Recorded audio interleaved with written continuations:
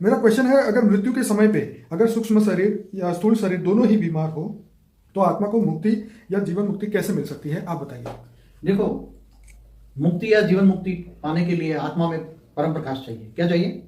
और वो ज्ञान मार्ग से मिलेगा। ठीक है, आत्मस्वरूप, खुद को जानने वाली आत्मा, आत्मस्वरूप की अनुभूति किए बिना मुक्ति या जीवन मुक्ति नहीं मिलेगी, चाहे कोई भी आत्मा। अंतिम समय में मुक्ति पाने वाली भी आत्माओं में भी कर्मातीत अवस्था चाहिए ना।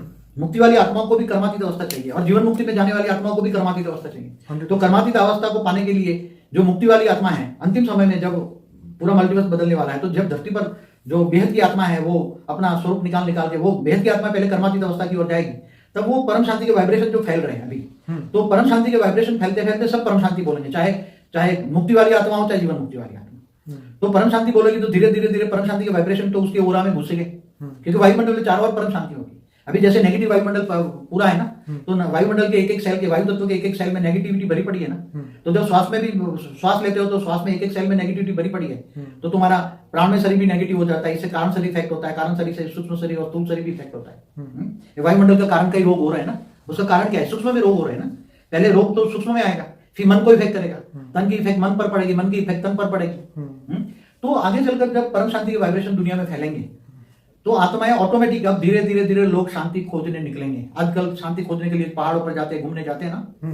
अब आगे चलकर ये ऐसा समय आ रहा है कि लोग ज्ञान मार्ग में चलेंगे कि भाई भक्ति मार्ग में तो अब शांति नहीं है। मंदिर मंदिर घूमे ज्ञान के लिए, कई गुरु करते हैं, कई लोगों ने 13 गुरु करते हैं, फिर भी ज्ञान के लिए इधर उधर भटकते हैं। अब सब ऑनलाइन देखते हैं, समझ में, इंटरनेट पे।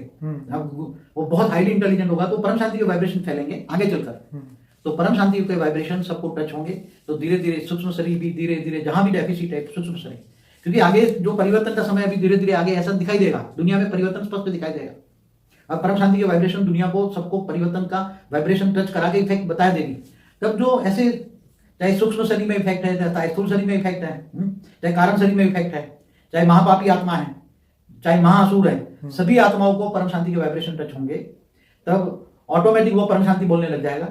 विनाशकारी भी परम शांति बोलेंगे, क्योंकि उसको परम शांति चाहिए। शांति चाहिए तो परम शांति बोलना पड़ेगा। बेहद की परम शांति सोचो, बोलो, परम शांति मिल जाएगी। इसलिए धीरे धीरे परम शांति, पूरा वायुमंडल बदल जाएगा, वायुमंडल में परम शांति होगा। तो ऐसी आत्माओं का धीरे धीरे जो मुक्ति होने वाली आत्मा है वो भी परम शांति बोलने लग जाएगी। और परम शांति वो भी, उसको थोड़ा ज्ञान अंत में आ जाएगा कि मैं आत्मा हूं, तो आत्मस्वरूप में लेकर वो भी ऑलमाइटी ऑथोरिटी के एक अंतिम थोड़ा समय के लिए ज्ञान आएगा, तो ऑलमाइटी को भी आत्मा पावर लेगी, उसके आत्मा में विक्रम विनाश हो जाएगा।